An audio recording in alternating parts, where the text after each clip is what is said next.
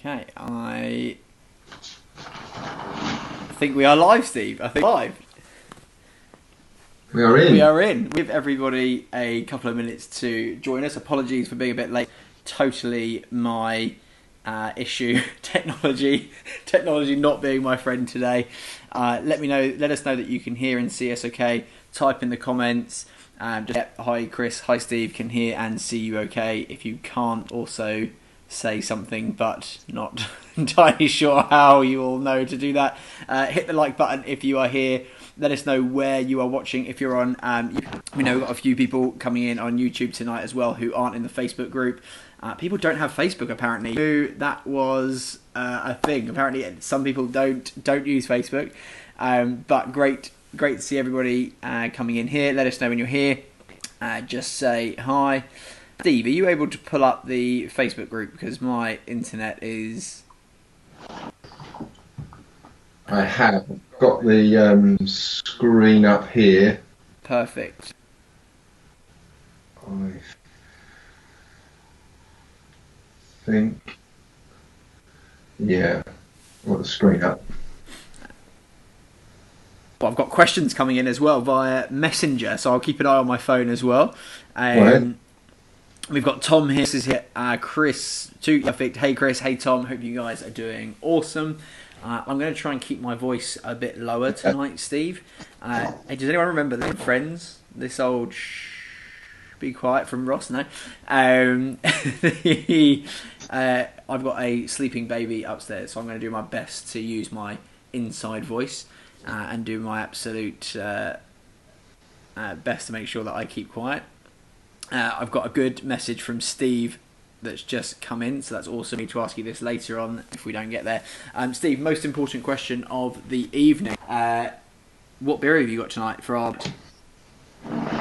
So I'm on the Crafty Hen. I have got the Old Crafty Hen. Okay. Moorland Oak Aged Vintage. Fantastic. I've gone the original gangster of, I don't know if you can see that, of craft, the guys that almost started the craft beer revolution in the UK, Brewdog. They're new cans as well. I'm a big fan of the new cans. Do you like that, Steve? Is that not rebel enough, or is that okay for you? Well, I can't actually see your screen again now. Oh, you can't. So it's going to be delivered on the iPad. So. That's fine. Don't worry. As long as it's your screen, that's all that matters. Awesome. Is anyone else coming? I'm just pouring my beer. I'm going to get a nice crisp. There it is. Nice. Punk IPA. Yeah, you got it. You got a crisp beer going on here. Got to pour this well. So much pressure. Okay, so tonight, everybody, we are talking... What are we talking, Steve? We're talking course management strategies. We are doing mindset, I guess, around course management, because, as was said earlier, I know a lot of the time, well, at least I think I know a lot of the time what I should be doing, and a lot of the time it's coming to not actually doing it and keeping the discipline to do. But also I've got a few questions around it, because I've heard some mixed things going on, not some mixed things going on, some mixed opinions on club selection and things like that. So I've got a few questions for you today.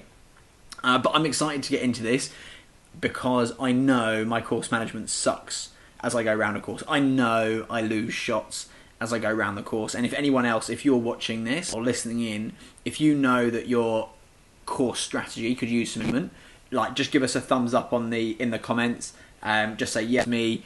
I want to make sure that here, and maybe even write in some of the time you really struggle with what shot to hit, if that makes sense. So I'm going to try and think of an example now. So okay, I guess for me, off the tee is always a key one for me, which I know we're discussing today. And actually I know I don't look far enough ahead in terms of what's my next shot going to be. Also what hazards are. I don't feel like I pay enough attention to that. And then also approach shots. I think, Steve, you and I have spoken several times about approach shots and what us amateurs lack, where we make the biggest mistakes. So I guess I've got lots of questions, but everyone else, type in where you really struggle with course management. Even on courses that you play over and over and over again, and then we'll see what we can get through. But Steve, thank you for joining me. Cheers, I should say.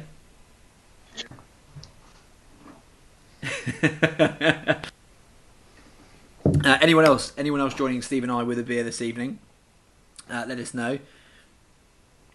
We'd love to see a few of you having a beer with us tonight. So, Steve, give us the intro. Give us the what are we talking about? Why are we talking about it? Why is it important? Give us the rundown. Okay, so I kind of talk about kind of three different kind of strategies really three different strategies, course management. So one is preparation, two, shot selection, and three, focus and concentration. So we're going to talk more about those now and break them down a little bit more. Okay. But basically, most of the time, issues come from golfers not being prepared enough. I go out, I do a lot of playing lessons, and things are not prepared for. People are not planning correctly for their game. There's that issue. And then obviously in that preparation bracket as well, there's a few other things as well. So, there's three key sort of areas that everyone can learn something from tonight's little chat that we can talk, this chat, what we're going to have. And let me ask you this, because I want to make this clear and apparent. Someone who's, might, like for me, although I haven't been recently, but like, let's say shooting mid-80s. Yeah. High 80 at the moment. The goal of being a broken 80 twice, goal of being able to break 80 more consistently. How many shots is someone in my position? I know you haven't seen me play week out, but is there a kind of how many shots is someone who's hitting those high 80s? Are they giving away purely to course management mistakes? 3 or 4 shots. 3 or 4 shots. How about someone who's playing in the 90s? 5 or 6 plus. Okay, interesting. Okay, cool. So there's 3 or 4 shots. I reckon there's probably more in my game from course management issues that we should look at, that I can look at. So if anyone, is it realistic to say that they could drop 3 or 4 shots through just implementing the things that we're going to talk about today? Yes. Awesome. That was a really easy question for you to answer, wasn't it? Absolutely. No, Chris, you may as well stop listening now. This isn't going to work. Awesome. Okay, who here wants to drop 3 or 4 shots just through play course better, through having a mindset around it and through stressing around it? Give me a hell yes in the comments if it is you. I hope it is. I'm assuming it is. I can see the comments starting to come through now, which is awesome. We've got the comments coming in yet. Perfect. I tell you what, Steve, I'll have a quick look at these comments. Eustace, give us your, just remind me things that we're going to cover and then dive into the first one for me, because I want to find out all about it. Okay, so with preparation then, let's start with preparation. How you prepare for that important game. Okay. Okay? Oh, Steve, I think we have lost Steve. Ooh. We have lost Steve, everybody. Okay. Steve's bailed on me. You now have got me. What was the first thing you said? Preparation. Let's see if I can wing this until we get Steve back. I'm going to see the joys of doing live. We shouldn't do this live, should we? I'm assuming you guys have all lost Steve as well. Let me see if I can get him back in.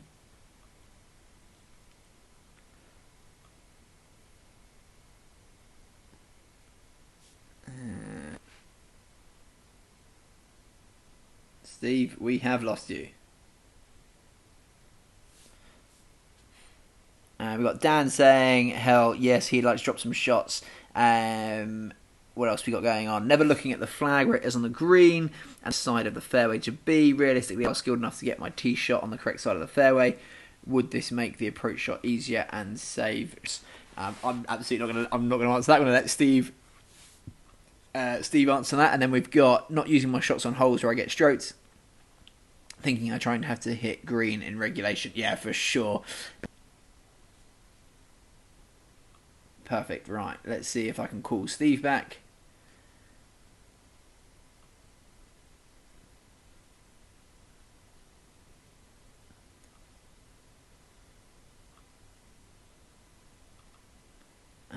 Three shots, info gone. Calling me on the phone, look. He's calling me here. Steve. I'm calling you now. It should come through. Have we got him back? For those of you who have stayed with us during this pause in play, I appreciate your time. Have we got him back? Come on. Yes, we're back. We're back in the building. Technology for you. We are back in the building. Screw technology. I know it makes this possible, but that's annoying. Okay, cool. So first up, there's some good comments that are coming through, Steve. So I'll repeat them back to you shortly.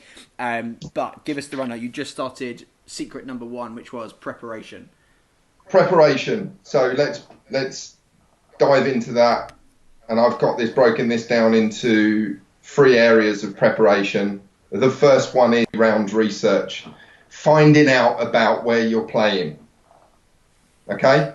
Now, it sounds like a simple thing, but so many times I've had away days with clients and they've got no idea where they're playing. They're turning up with their GPS expecting it to answer all the questions. Yep. Well, the GPS, for starters, is only, some of it basic, in watch format, so you're only seeing numbers. Some have got some sort of 2D screen of, a layout. That's something. But so many people don't have that technology. They just have yardages. So no course planner. They haven't looked at what they were going to play, and therefore they haven't planned a strategy. They haven't planned their attack. They haven't thought about what they're going to do and, talked themselves through it and possibly played the course out, whether it be in practice or something, or even in their mind, played it out, made some notes about the course, about the first hole, what could they do off the tee. So can I? Because Steve, I'm going to jump in there because our little group are notorious. There's like 3 or 4 of us who always, 2 weeks before we go to one of our quote unquote majors, we're looking online, we're looking at the course guides, and part of me feels I'm like, right, here's their approach on that. Here's what I'm going to do. Here's my thoughts behind that. How detailed should you get on that? Because I end up getting to the tee where I'm like, right, okay, cool. So my plan on here is to go here, and it all goes to shit. Like, it doesn't go where it was supposed to go. The intention was there, but it doesn't go where it was supposed to go. So how detailed should that preparation? Should you be going through every hole being like, here's what I should want to do? What kind of detail am I going into? Yeah, but the thing is, if it all goes to shit, it's just due to human error and just mistake, right? Sure. We can't change that. We're humans, Sure. right? We're going to hit bad shots. Golf is hard, Yeah. right? We're going to hit bad shots. End of story. If you don't like that, then go and take up bowls or something. Go and take up some other sport, right? Yeah. So prepare. Make your plan. You should have strategies. What I mean, Steve, is it saying, is it as detailed as saying, on the 7th, I'm definitely going to hit driver because that's what it sets up for, and then allowing yourself the flexibility when you get there to change your mind due to conditions or whatever? I am going to dive this more onto the second section, okay. But yes, you should have multiple options for the hole. Okay, but we'll talk about a little bit more later on because that's more in Crit 2 with shot selection on the course. Okay, fine. But I would say your research, you should be planning options for each hole, right? So there'd be, I'd say it a little bit, in basic form now, but you should have kind of like 3 different risks, a high risk, a medium risk and a low risk option. Okay. So let's say high risk is driver on the first tee, low risk is 6 iron, right? Yeah. Okay. If you're not feeling up for it on the first tee for whatever reason, then you drop the risk down. If you feel that you warm up and everything's gone to plan and you feel good about it, then you can possibly take on your high or mid risk. if the round is going pear-shaped, then you've got to be dropping the risk shots down. Drop the risk factor, right? If it's going well, then up the stakes. Go for it a little bit more, right? So it's about having all of that research, having that evidence, having that study in place, your plan of action in place, so that you know what's in front of you and what you need to do. Exclude human error out of it. We're going to mess up. So 100%. I've just I can't see, for some reason it's not showing me who said it. Oh, it was Tom. For some reason it's giving me as unknown. Other people feeling the love with the it all goes to shit the scenario after the planning. But no, I like that. I like the high risk, the medium risk, the low risk option. That's cool. Okay, cool. So what else should we be doing in preparation? So we should be looking at the course before we go. We should be looking at each hole. What else can we do in preparation? Yeah, I mean, basically, when you look at you'll find course planners. The great thing about course planners is they usually give you some kind of terrain, sort of slopes. They show slopes on there, so you'll see arrows of up and downs. Okay. Quite key that really, that you know that you're hitting up or downhill. Sometimes you can see the shot ahead. Sometimes you can't. So it's worthwhile taking that note when you look at the course planner, and every course has got a course planner online. Yeah.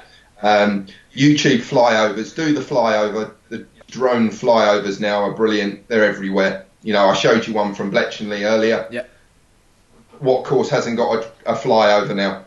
Yeah, loads of them do, and it's something that a week before our majors, you'll see 4, 5, 6 people in the group all going on the course flyovers and looking at the holes, giving each other a bit of shit about where someone's going to end up in which lake, in which river or whatever, and things like that. But yeah, 100%. Okay, cool. So going through the course flyover, like that. Anything else we should be doing in preparation? Check out the course reviews. Course reviews. Okay. Sometimes you might find some little tips, little info there. Sometimes just general things around the clubhouse, etc. Just to give you a heads up of, you hear people talking about parking issues and that, and where to go there, and you don't want to get there and you can't park or whatever for whatever reason. We sometimes have parking issues at Bletchley, and we have an overspill car park. But little things, you might pick up some things, little. And are you saying that from a you want to turn up in a good state? 100%. Got you. So you don't want to be rushed. You want to turn up plenty of time, like running to the first tee, no warm up, nothing, like just inhaling a cup of coffee and hoping that first swing is going to go well. That's not preparation.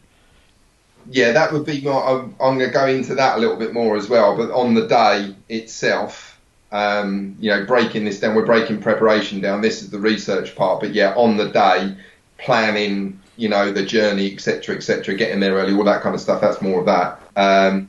But yeah, the pre-game, the day before, the weeks before, just find as much as you can about the course. Everything you can find out about it. And I guess a huge. By the way, I just want to say, Ashley's just put a comment in there. Ashley, you've got exactly the same issue that I have, and I want to ask Steve this question later. So if I don't ask it, can you just give me a little reminder in the comments, because that's exactly one of the things that I want to talk about for sure. Another thing of preparation, again, this is outside of course management, as it were, but knowing your yardage is huge at this point, because you can't go through the course if you don't know how far you hit clubs, right? So for me, that's always an important one that I look at. 100%. Someone's just put my preparation for the last Surrey golf day wasn't great, to be fair. There was a few of those, so I'd be interested. I don't know if it reloaded. Okay, cool. So any other tips in preparation, Steve, or is that the main things? That's one. So research. Number 2, then, if we dive into preparation, number 2 would be making sure that you've got the. I would put down the yardages as part of that, like you were just saying. Making sure that you've got the correct set makeup. If you have the luxury of some spare clubs, you might want to put the 5-wood bag. You might want to take the hybrid out. If you've got the luxury of some extra wedges or a wedge at home that you don't use, you might need that instead. Okay. If that's the option. different putter faces, the different mills and the different materials they have on the faces. Some putters are designed for fast greens, some are designed for slow greens. So what you're saying is I need to go and buy another couple of putters, maybe another wedge, and maybe a 5 wood or a 2 iron or something. Yeah, once you pay your yacht off, yeah, then you can invest in a few more clubs, Chris. Yeah, but look, if you do have extras, then you can use them. They might be locked up in the shed, but people talk to me and say, "Oh, I've got a 7 wood in the bag in the garage. I mean, I could probably use that." If you've done your research, you know what clubs you're going to need. You might need that 7 wood. That might be handy on that long par 3, or that uphill par 3, or those second shots, etc. Or because it's tight fairways, you're hitting a few more out of the rough. Just little things like that. So you're making sure you've got correct sample of your 14 clubs. Use every club you can. Yeah, 100%. And James has just put, my wife Shelley, she doesn't need to sign. She won't sign off on that. I 100% agree. She won't sign off. She doesn't need to know. So I will. We can just keep that one quiet, James, between you and I. So that won't be will it? And then I've just realised it was Matthew who said his preparation for the last Sorry Golf Day wasn't great. Lee Wayne's put in a good question here again. I'm going to come back to that one as well because I feel like we're going to cover that. You've got some similar things here. We're coming through, which is awesome. So keep the comments coming, guys. Really, really appreciate this. Lots of questions coming through, which is awesome. Cool. So carry on, Steve. Go. So getting your equipment ready. I know that people have their distances written down. Yeah. And I've seen people laminating them, having little laminated slips in the bag. Yeah. Getting the phone out. The phone dies, lose the disc. Write your distances down on the club. Okay. Right at the top of the shaft, below the grip. How far it goes. Carry. Carry's the key. Carry. I don't care about bounce and roll, what Mother Nature gives you. Carry distance is or write it on the back of the head. Some of the wedges you can. Okay, so here's a question for you, because Steve has asked something that I think everyone will be thinking right now, especially the less consistent, the less consistent people in the group, like myself, who aren't hitting a 7x amount of distance every time. Like there's a 15, 20 yard gap on a bad day, right? Do we just go and put down, here's the average distance, here's what you're doing, like most of the time? Is that the thing you'd go for? Yeah, and I do a gapping session with a client. Gapping is just distance measuring. I will give them the longest shot, the shortest shot, and then the average. Got you. Okay. So put 3 yardages on the club. Okay. Fine. Long, short, and average. I know that there's going to be the handicap, the bigger the gap is between long and short. For sure. Okay, but look, you are aspiring to break 90 or break 100, then start thinking about being one. For sure. Okay, start cool. thinking about being 110. Yeah. Start thinking about being 99. Yeah. Perfect. Right, it's back to this positive thing. You just got to be in that mindset. If you want to be that person, step in those shoes, act like that person, prepare, because that's what that person is doing. Got you. You know? That makes sense. Okay, cool. So we know there's human error. Golf is hard. So we write down our longest distance, the shortest distance the club goes, and then the average, essentially. Yeah. If you want to put it on a piece of paper, if you don't want to decorate your club, then fine. Do you know what's just happened? The neighbours just walked past in front of you. They've looked into the living room and they're like, "What is going on?" I've got camera set up here, microphone here. I'm gonna get some shit for this. It'll be hilarious. Hence why I've got frosted glass on the office door. Yeah, I like it. They're all got the whole. Shelley's gone out and got all the neighbours out, so this is brilliant. Perfect. Oh, we're clapping. By the way, it's clap 9, nearly 8 o'clock. We've got to get a few claps in a second. Oh yeah, okay, perfect. Tell me as soon as it happens. We'll start clapping for a few key workers in the group as well. So we'll give them a clap when it hits 8. So just to recap, then we've got preparation, turning up before you get there, We've got knowing your distances, writing them on the club, as you said. What else do we have? I feel like I've missed something. So we got the research before the game. So the days before, lead up, research. We're clapping. That's why they're all out there, look. That's why they're all out there. I get it now. Thank you to all the key workers. Thank you to everyone. Absolutely. Thank you to everyone in the group. Appreciate it. Thank you. All essential workers.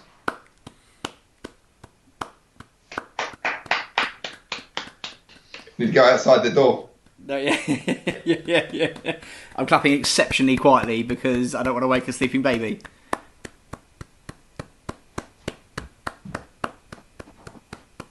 Right.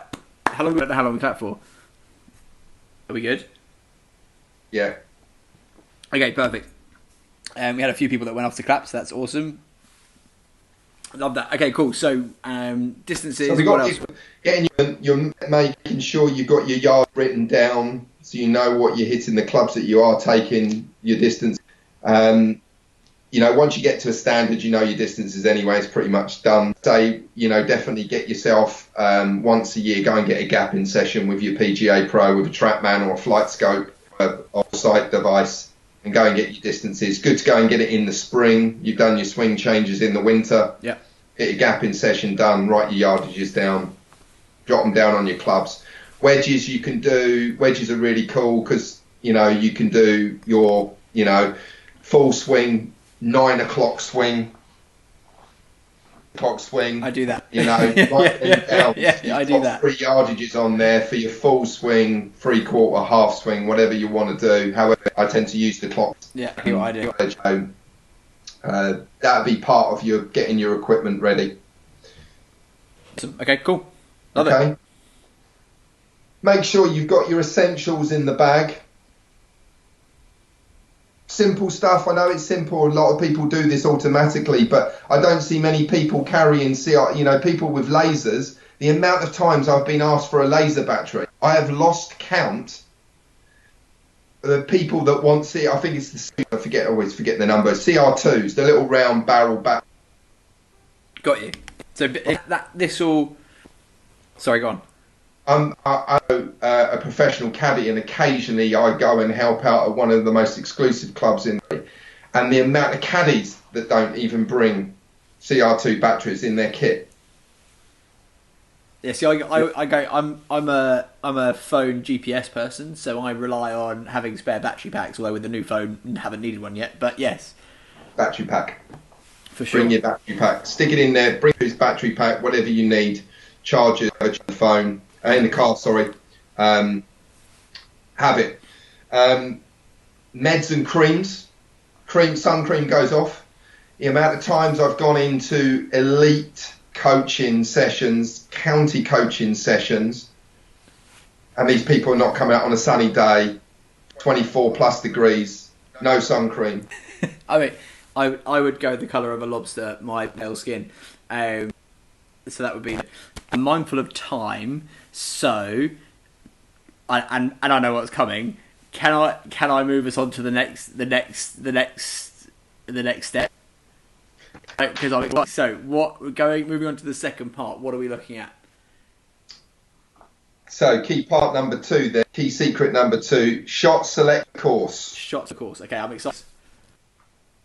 Anyway, but we can talk about this for. I'm mindful of everyone's evenings. We're going to give them the key thing best by best hour, although I absolutely could. Give me just go for it, and I'll ask questions as we go. Okay, so we touched briefly on it before then as part of the preparation, and I was saying I was going to include it in this particular section. So we've planned our strategy, right? We've planned our attack for each hole. We've planned the tee shot. We've high risk, the medium risk, and the low risk options. We pick the particular shot that we are able to perform, depending on the situation. Okay. Yeah. So, I brought an example there. We've got the example. So I've got that course planner there, and this. Show it. Yeah, let's pull up Carnoustie. I played Carnoustie a few years at a time. Carnoustie is probably one of the favourite courses I've played. An amazing course. I know when you play the last 3 holes, how difficult, and Dan how gassed it. I mean, after playing, in golf for 4 rounds from 17 holes, it hit it sideways. It was amazing how far he actually hit it. But such a tough end. So anyway, that golf course, I've got the 11th end, a par 4 there. So the tee position, go on to the next slide now. Where am I going? Which one? So slide number 2, which is the one with? The next slide, which is plan of attack. Second Carnage, the plan of attack. Got you. Yeah, with you. Let me know that you can see it. Okay. On the laptop, but I'm just looking at it on the iPad. So effectively, what I've done is just drawn a guide on this, and I would say, if you can, in your research, print off this stuff. That the online guides, the course planners are available online. Print them off. And have this. So I've written down some notes here. So we've got green, which is your low. Okay. This is assuming tees of the day, yellow. Middle is a 6-5 iron, something like that. Not short, way short of hazards. Then we've got, we're going to be taking rid of fairway wood to that bunker's 198 carry. Okay. To hit the bunker, right? So the next shot would be the medium risk would be hitting it. 170 to 190 odd. Got you. Okay, that's your. Yeah. And then risk is you're going for your bomb with the drive. 200 hanging your bunkers and hazards. Okay. So is because again, when people say to me, I get a negative kind of way to look at it, but I've always thought because out to that and be like, I'm still going to hit driver. I've always thought of course management, quote unquote, course being don't take driver because of the risk of hitting it. Take a club that can't even reach the bunkers as a safe shot. Is that not what here? Are we talking about you've got your 3 different selections? Look, the point is this. Talking golf having your into backspin and reduces the curve on the golf ball. Right? So you are not going to curve the ball with a lofty. Driver is always going to be maximum. Sure. Right? We're dealing with a group of slicers. Hit the ball to the right. Yeah. Okay? So you've got the that's curving it. You've got here which really bunkers left, right? Yeah. At 200 yards. Yeah. You would never ever be a driver on this hole. It's a high, handicap. Guys that are in the high 20s, mid high 20s. You're not taking. I'm going to stop you. Steve. I'm going to do something fun here. People who are listening, write in the comments. For what Steve just said, write in the comments. Used to this, you're looking at the distances, you can see the fairway, how it gets to the bunkers on either side, and even if it's super narrow. Let me know what club you're taking, which approach. Maybe put like red for low risk, medium risk, high risk. Tell me which one you're doing, and because I'm going to share that with now. So let us know that which club you're taking, and then which one that is. Is it high risk? Is it low risk? Is it medium risk? According to what Steve's put on here, because I would still struggle to get to this.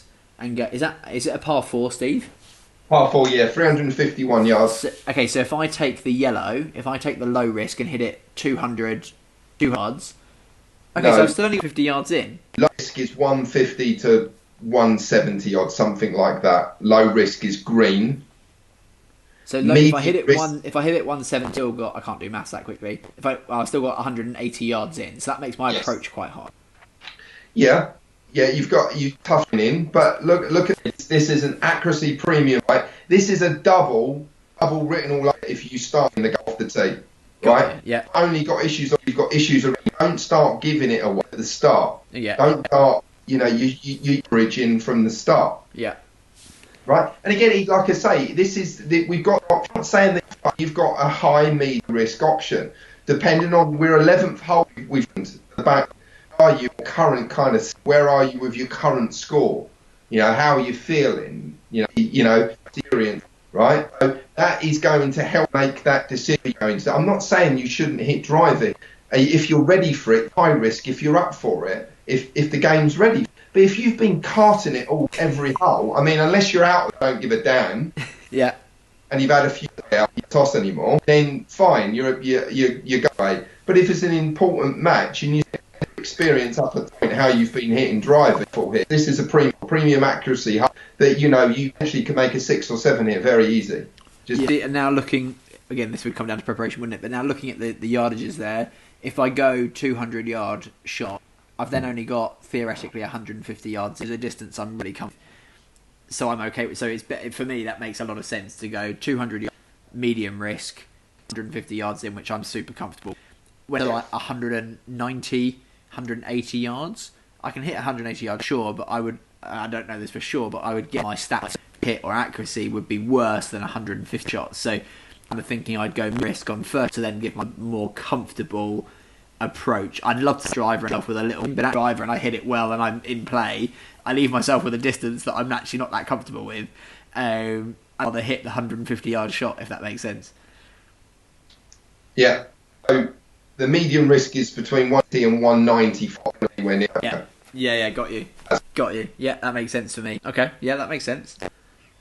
Right, so and different players are going to take on this in a different way. Different handicaps have to, depending on the situation with the, whether they need to attack it, it's match play, whatever.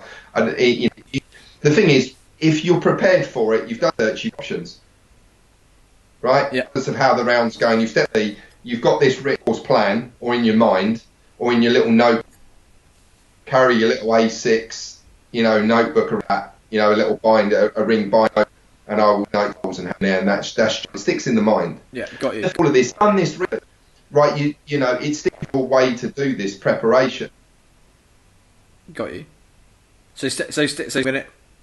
I'm now moving to something different. So the second picture you've got there is the same hole, right? Same hole, yeah. So what are we looking at here? Okay, so Tour pros between 60 and 65% of their fairways with a driver, right? Rory's, amazing, it's 8% ridiculous, that percent when he's on fire. Slice the golf ball. Most people slice. Did you aim the slice? Well, where are we slice, Chris? But if I'm looking at this, if I'm seeing it, I see part of me goes, I still would aim for the middle, but what I'm looking at, if I'm aiming for and I'm slicing up in the red, so theoretically aiming inside and slicing it, ending up in the middle type thing, or a scenario it ends up on the left hand side of the fairway. Absolutely. So, okay. If you're a high risk man, you go out fence all day on the post of the Facebook Live announcement. No problem. Aim for it. Aim down the left hand side. I don't aim for the percent or less that goes straight. Yeah. One is that don't even think about that. Go for the 9 out of 10 that percentages. Got you. Yeah, that makes sense. So if we're slightly close to the top, fade it, whatever, hit to the left hand side and play for it. Aim at the left, or even I've even highlighted aiming at the trap with the green is the. If it hits the rough, it counts out. Got you. Steve's just put in saying the stream keeps being for him. So I apologise if that's happening for everybody. I have been with technical issues, so my apologies if that is yeah, sorry about that. Yeah, I think it's if you're hearing my voice, okay, it might be because I'm having problems with seeing your stuff on the screen. So I've got it on the iPad. In that case, it's almost certainly my issue, but I can hear you beautifully. So this is key. So if you don't try and aim for the slice, and this is another thing you skip prep, but on the right, if you I notice players really have some kind of on the day, arrive in early when they walk out of the clubhouse and start their pre-round warm up is cool. That and I've counted go out, hit balls on hit putts, go back in the club, sit down for 10 minutes, then.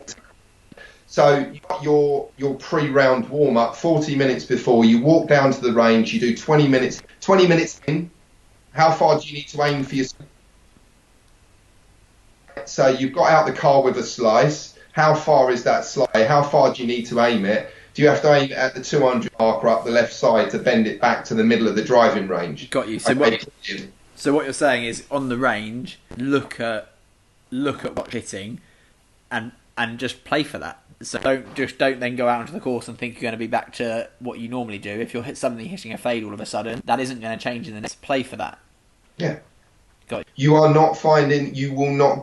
Well, there'll be few tour pros on the practice on the day, changing their golf swing, trying it. They're working out, they've got to hit their driver, where they're aiming their driver today, the fade today. How far is the draw? Is it 10 yards, 15 yards? They're working out how far the shot shape on the day, and then they take, that's the shot. That's what they got out of the car with, what they've got to play with today. Got you. That's who's that? Someone's just put a comment in there. Where's it gone? Aim for slice. Aim further left. Does aiming more left exaggerate? More of a technical question, Steve. It's more of a question. And I don't know to that. No, because the club face should be pointing to the left as well. Fine. So if you say normally would, but aiming further left, that's okay. Make sure the face is pointing to the left as well if you're aiming left. Got you. Don't keep the club face looking down the centre of the fairway because you will slice. Club face should be delivered looking left. Got you. Yeah, that makes sense. Right. Steve, he sent me actually quite a time to bring it up. I think looking at these two kind of scripts here. Very easy to say if it's a friendly round versus a competitive round. The answer is round you're going to try things that you wouldn't normally try. Competitive round you play a bit and at your point. When it comes to stable foot match play scenario, is there a difference in what you would say to do, or stroke play, or is there a difference in your approach again? Do you just go and go match play, and it's like talk to me about that. Right, you're different options of shots. Importantly, you've got a knocker. You know what you've. Match play, it all depends on duration, what hole you are in your round, where you are in the round, how many holes are left, current score. Stable foot, the great thing stable footing was handicap golf. It's not a low handicap where you get stable foot is the worst game that you can play. Once you're in plus handicap, you're birdieing holes for 2 points. It's a joke. Yeah. It's not a good game for plus handicappers. So it really was designed for people that are accumulating, shots effectively when you're going to lose 2 points. Sure, yeah. So you walk off the course with, a block, whereas when you may, depend where you are, what it is, or you may well then might be taking a different risk. The hole. Yeah. It's a hole like with 11. You've got to respect that hole. Accurate premium. And this is where, again, you've researched this, you've planned it, you've got everything written down, right? You know the holes that require accuracy and that you can just anywhere doesn't really matter because you've got an adjacent fairway that you can hit it on. Yeah. I often go, I can hit my bad shot here, but I just have to hit it really so it clears the trees and goes on to the next. Some people hit it onto holes. Yeah. The 11 foot, I hit it over to the 4th fairway because it cuts the corner. Yeah. Golf courses don't allow that; they turn out of bounds posts. Yeah. I forget the hole now it's but there's courses that have out of bounds internally just to stop people cutting the corners. Yeah. Yeah, when we were stood on that tee at the Surrey Golf Day, Chris Mead was telling me that was to do. But worst case, it goes wrong in the middle of our own fairway, and he ended up in the middle of our own fairway. So he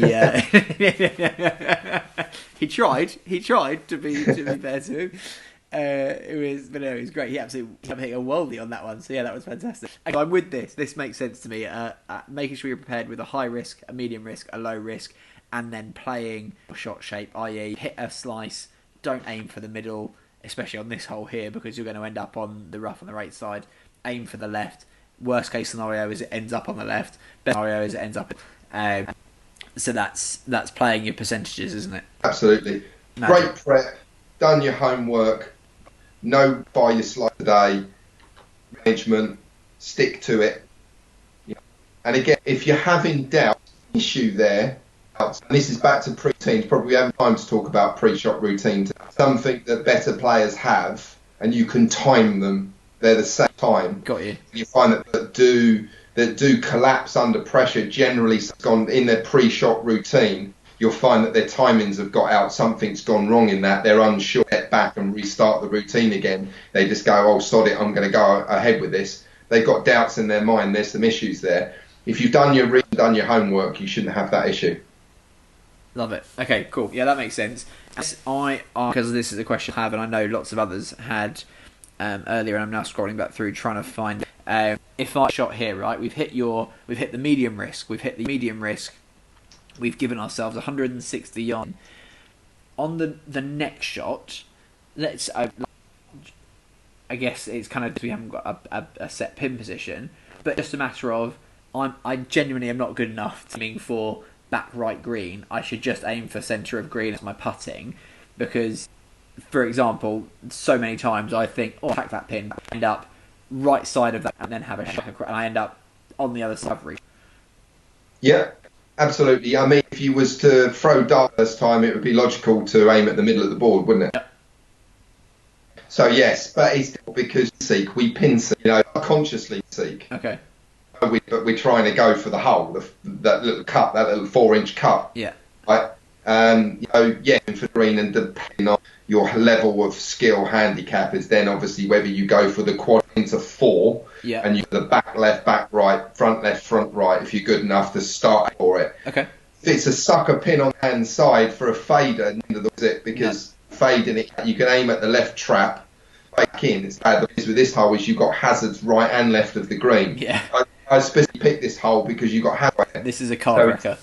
All about premium card wrecker, yeah. What you're taking going into that green is quite important. That you could be given there is definitely premium for even being short and laying up short of those. Again, it's respecting the hole and saying, I took a 5 here, depending on the drive, what your strategy is and what risk you've taken off the tee. If you take a 5, you take that all day long. You've got 3 shots to get to the green, assuming that you 2-putt. If you're not 2-putting, you need to work on your putting or go and get a lesson with your pro. Yeah, that's me. Because for more than per round is simply not good enough. Agreed. Okay, that makes sense. Okay, cool. So, I like basically what we're coming down. For me, takeaway so far, I never look at it in terms of high medium risk. For me, realistically, it's not even high risk. It's just whatever risk that could be. Driver is the risk. Yeah, correct. But on some holes, no risk, right? I can go, driver actually might be the right choice. Like, the open, if I hit my bat and it goes left, I've still got a shot into the green. Makes sense to be as far up as possible. I reckon I hit driver when actually I don't need to hit driver. But biggest thing that I do, I just this in the comment, but it's true. I so off safe play, right? Like in this situation, right? I'm going to hit the 190. I hit my 4 and I then lob it into the rough, and I'm like, what's the difference? I get annoyed at myself. I'm like, why didn't I just take driver and just if I was in the rough, but 80 yards further up, not 80 yards, but you know what I mean, 40 yards up. So I kind of go, what with that as a mindset thing? Okay, 100% hold right at 200-yard carry. Yeah. Up to 220 carry. Yeah. Right? So the risk is different then, isn't it? Yeah. I mean, still have the high risk, but you've done your preparation, your that you're going to drive into. Yeah. Drive it if you can't. Got you.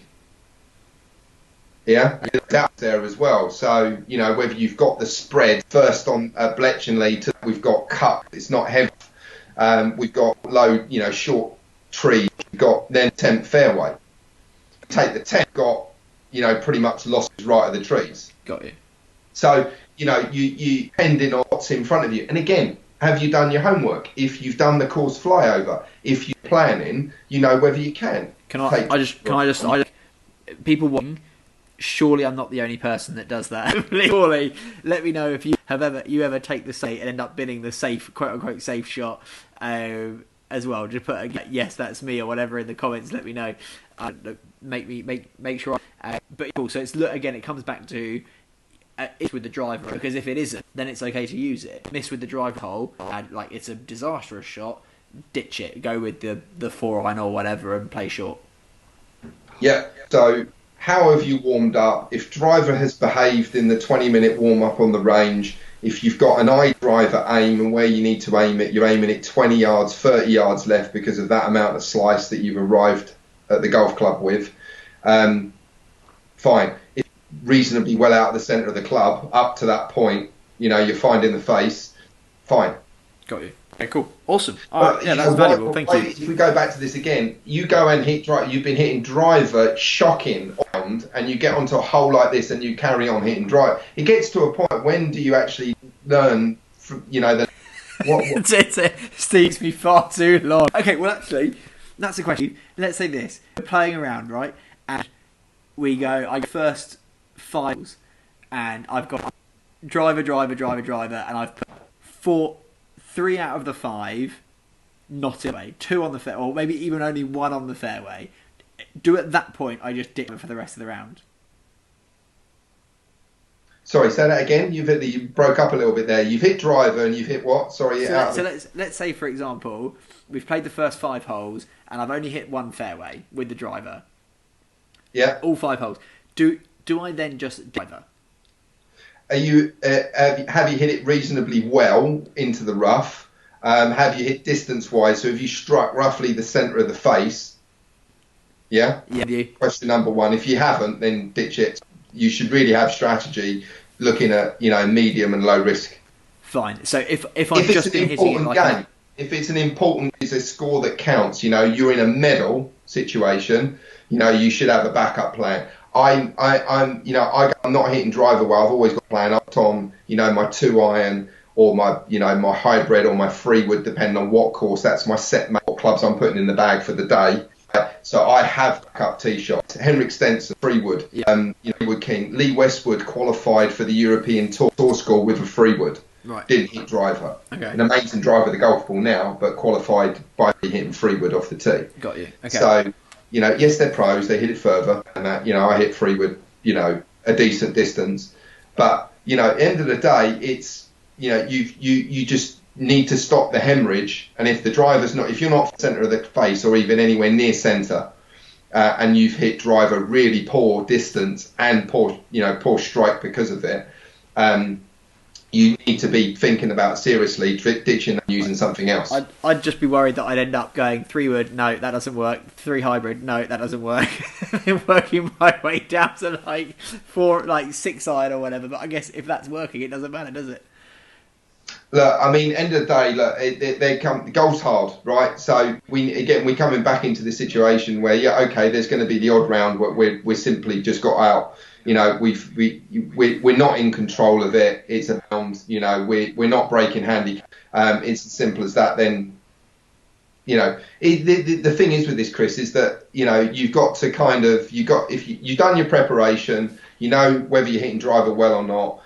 If it doesn't matter on the day, then you carry on. But the thing is, you go out there just slinging it just for the sake of getting driver and trying to find him. We're getting back to this point where you're now going to start. Your mates are saying your shoulders are aiming left, you're not keeping your head down.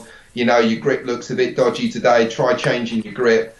All these things start going around in your head, and you start making all these running swing changes. And now we're in no man's land. Got you. All right. We are lost now in the system. We've just pressed self-destruct. Okay. Whereas I think that you could just shut that down and start getting something lofted, 5-wood, lofted club, something like that. And in the bag, you should have that club. I talk, when I teach beginners from the beginning, I get them to have a 5-wood to start with. I try and make that a favoured tee club. Stuff that I've talked with Chris quite a lot. Chris Mead, that is, having a favoured club. Something that, if you've worked on that particular club and practiced and spent time with it, you should have a plan with that, a backup plan. You shouldn't just be all gung-ho driver only. Got you. I'm just looking at Stuart's comment here that he's just posted.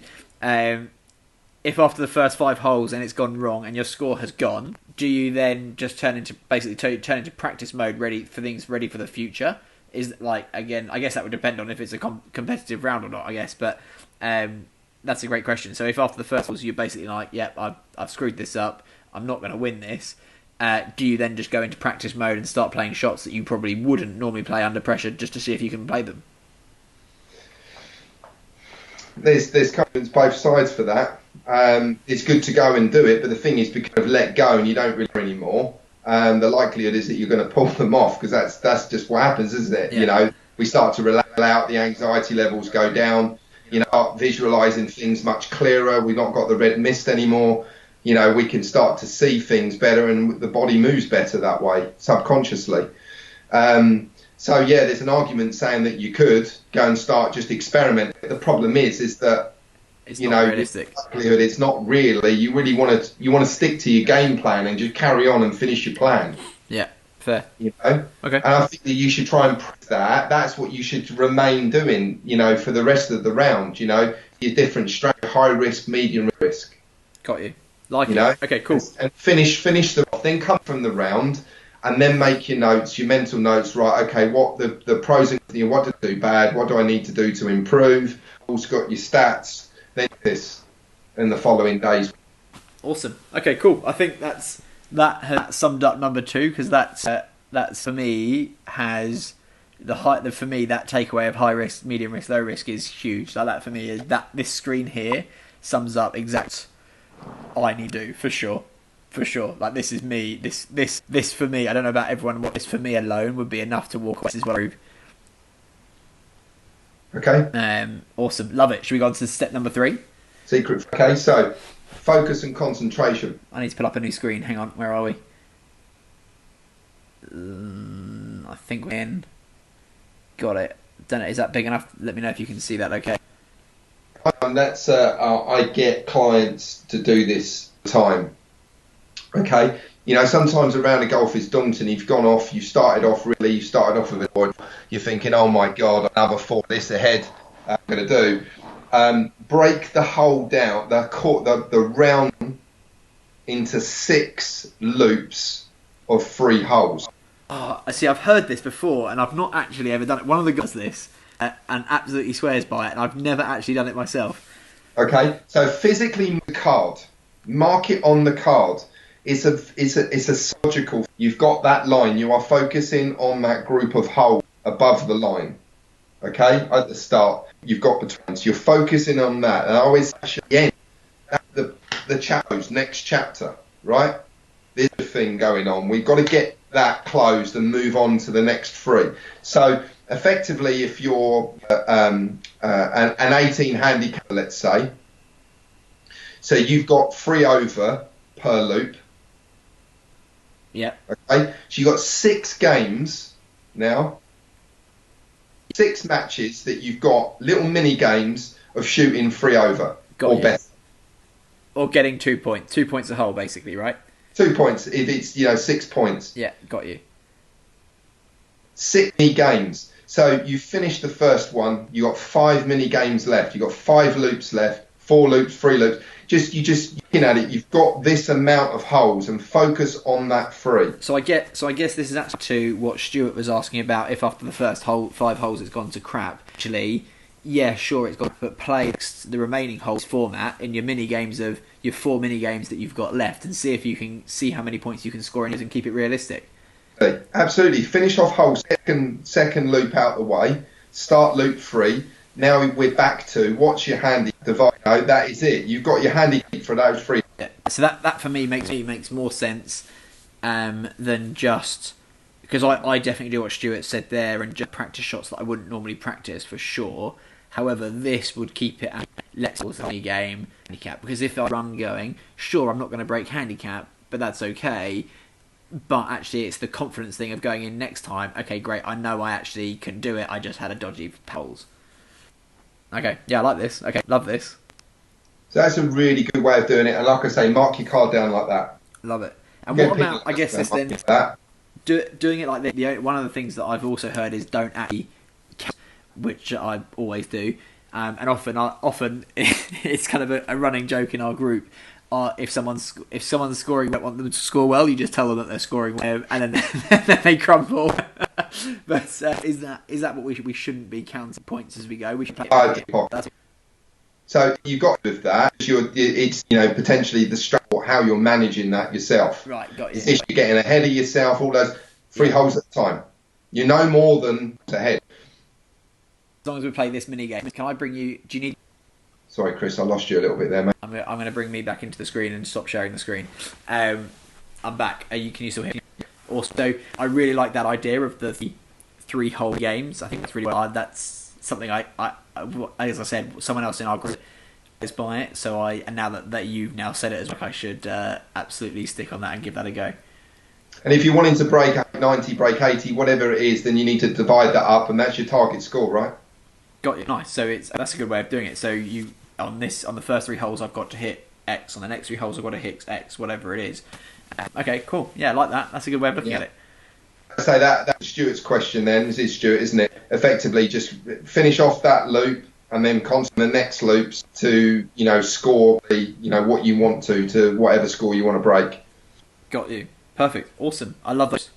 Thank you, Steve. Okay. Anything else you want to add to? That's it, really. I mean, I was going to mention a little bit about, just probably a good one if he was here, but you're ex-PT, on focus and concentration. I get so many people tell me, and that they get to hole 13 or 14 and the wheels fall off. How much you can one of those little bottles, blah blah, or I haven't at all, or I had tea, went out, or I had to get the halfway. Drinking enough water. Sounds simple. Who does? Yeah. Who 2 litres of how much ex-PT? So 2 litres of water, right? Ben will tell you it's more than that. Like the amount of shipping is significant, and Ben always deal with him when he goes around. Like it's drums. But yeah, I'm going to car park that, Steve, because we're definitely going to save that for a conversation with Ben.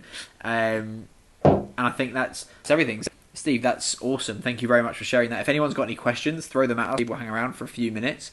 Let me just take. Are you Steve? Share the academy.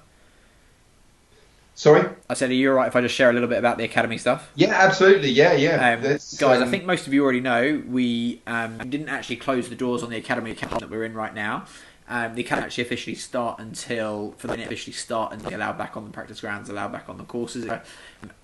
Steve was saying that there is spaces available for anyone who would jump on it.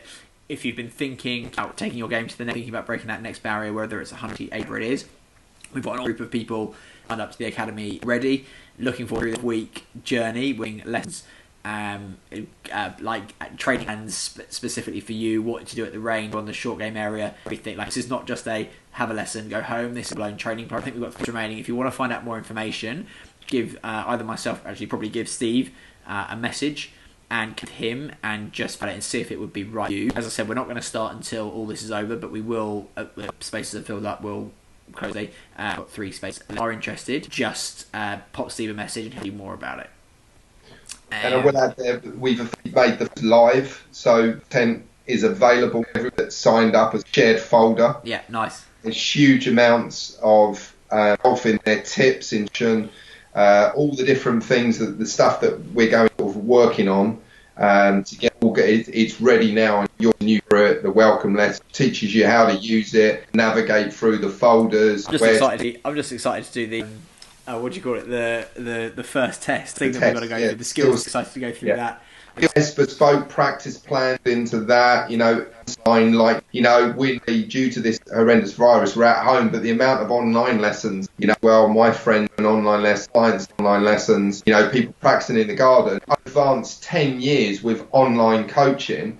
Now this is easy, I can stand there and demonstrate positions. People will grab their nets, or they can be at a driving range. You're at a driving range, and I do a FaceTime. I've got my off here. So effectively, I can, or whether I'm at work, I will allocate a time at the driving range to FaceTime you. We can discuss Steve, I love how specific you get. 4G has to be a 4G connection. How's that? 4G now, isn't it? I forget that much. I don't see that. That gives insight into you and how it works. I love going to my phone, just going and making sure that we've got a question from wrong, but I think it's Lee Wayne. He's about. He's got to continue using the drive massively, wants to be able to keep playing, so the hybrid on each hole. However, it's half driver and he recommends a shaft. Not sure if he wants another club or not. He's had a fair and he's worried about club. What should he do? Should he just...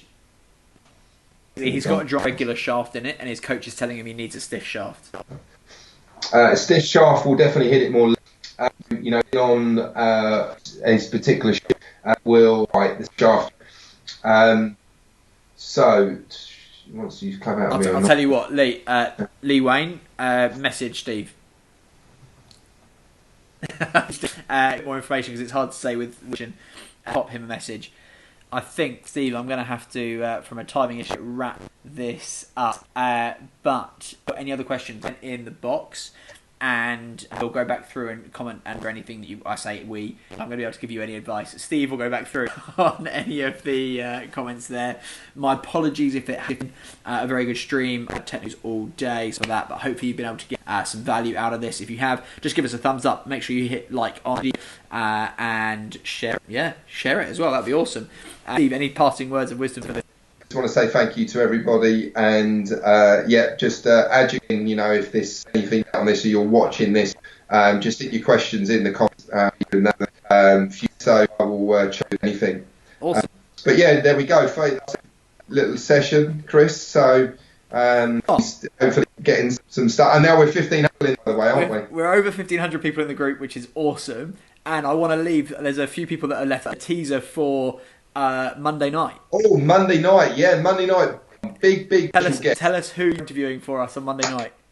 Right. So this guy is fully 2 months in advance lessons. So this is due to lockdown availability.